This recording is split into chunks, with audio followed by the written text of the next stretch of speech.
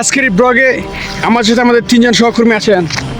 দে from Nasim, এটা বাংলাদেশ নেত্রকোনা, এবং আমাদের সামনে একজন আছেন, তিনি হচ্ছে আমাদের আজকের এই মিশনের একজন। তার নাম রকিবুল, সে কিশোরগঞ্জের পাকুন্দিয়া তার বাসা। তো এই জায়গায় আমরা আজকে পুরা এই জায়গাটা স্কোর করবো।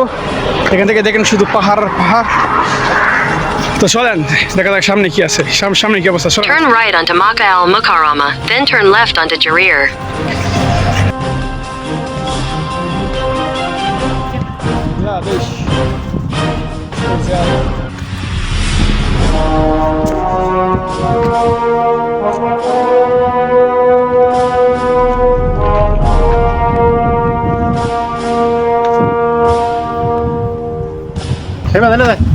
بالله هنا روح كده، امشي كده هنا يلا.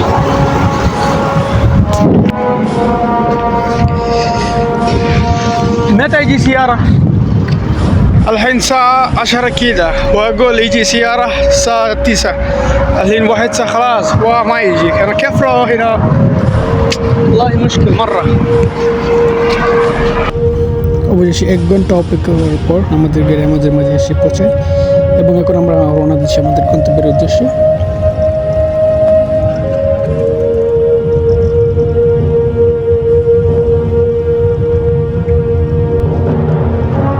আই লাইভ ট্যুর, আমি ভ্রমণ করতে অনেক ভালোবাসি।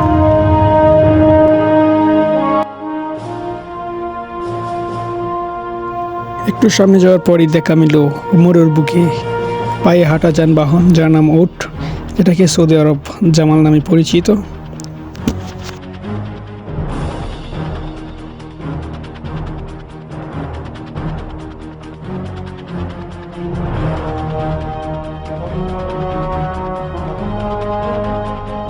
আমার জীবনে এই ফার্স্ট এত কাছ থেকে উঠকে ছুঁয়ে দেখা, সত্যি অসাধারণ।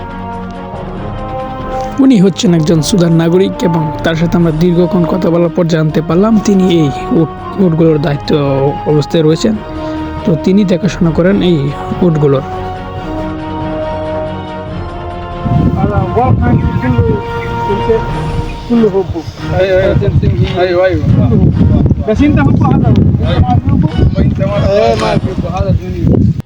উনি আমাকে বলছেন পৃথিবীর যে কোনো পশুকে আপনি ভালোবাসবেন এবং সেও আপনাকে ভালোবাসবে যদি আপনি ভালোবাসার মূল্যটা দিতে পারেন।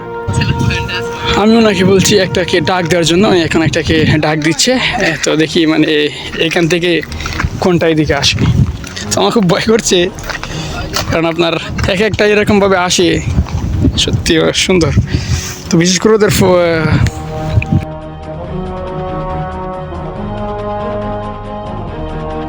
ইনশাআল্লাহ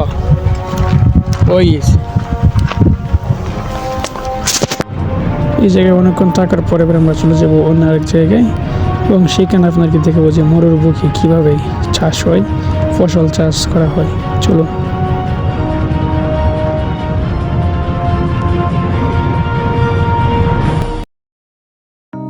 এই জায়গাটিতে আপনি প্রথমবার দাঁড়িয়ে থাকলে আপনার কাছে মনে হবে যেন আপনি বাংলাদেশের কোনো একটি হাওড় অঞ্চলে দাঁড়িয়ে রয়েছেন, কিন্তু এটা বাংলাদেশের কোনো অঞ্চল না, এটা হচ্ছে আপনার সৌদি আরব। হাইল থেকে আল কাসিম যাওয়ার সময় আপনার চোখে এরকম যেটাকে মাজরা নামে পরিচিত, সেগুলো আপনি যদি আসেন তাহলে আপনার কাছে মনে হবে যে আপনি বাংলাদেশের কোনো একটি অঞ্চলটিতে আপনি দাঁড়িয়ে রয়েছেন। সত্যি সৌদি আরব সাধারণ।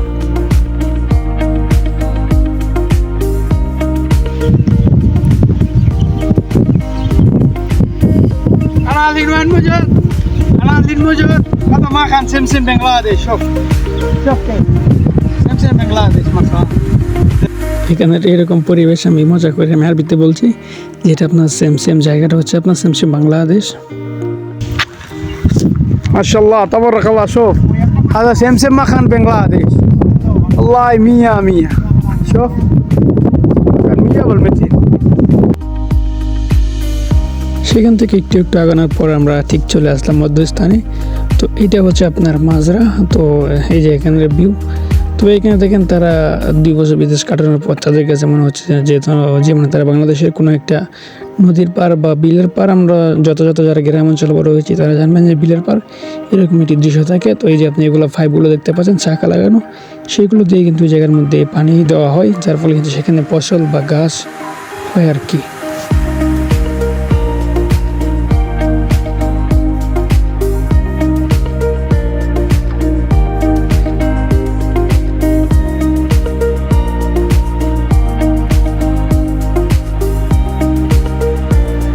এই গাছপালার ভিউটা সত্যি অনেক সুন্দর ছিল। আমার কাছে বারবার মনে হচ্ছিল যে আমি ইউরোপের কোনো একটি বর্ডার অঞ্চলে রয়েছি, তো আমার কাছে সেরকম একটি ফিল লাগছিল আর কি। তবে জায়গাটা সত্যি অসাধারণ।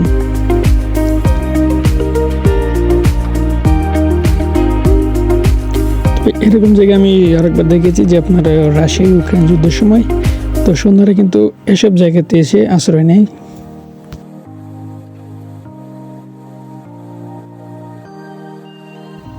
প্রায় অনেক যুগ আগে যারা সৌদি আরবের বাসিন্দারা ছিলেন তারা হয়তো কখনো কল্পনা করতে পারেননি যে আসলে তাদের দেশে জমি চাষ হবে।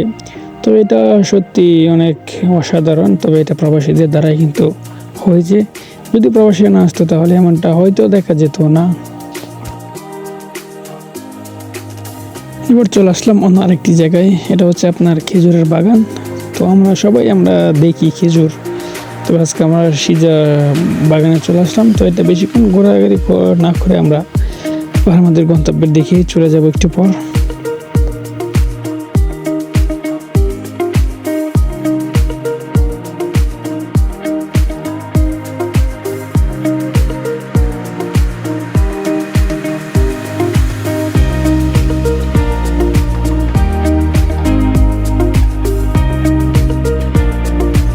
তো এই যে আমাদের গাড়ি অলরেডি চলে আসছে। তো আমরা এখনই চলে যাব আমাদের মেন শহরের উদ্দেশ্যে। তো গুড বাই, দেখা হবে পরবর্তী কোনো ভিডিওতে।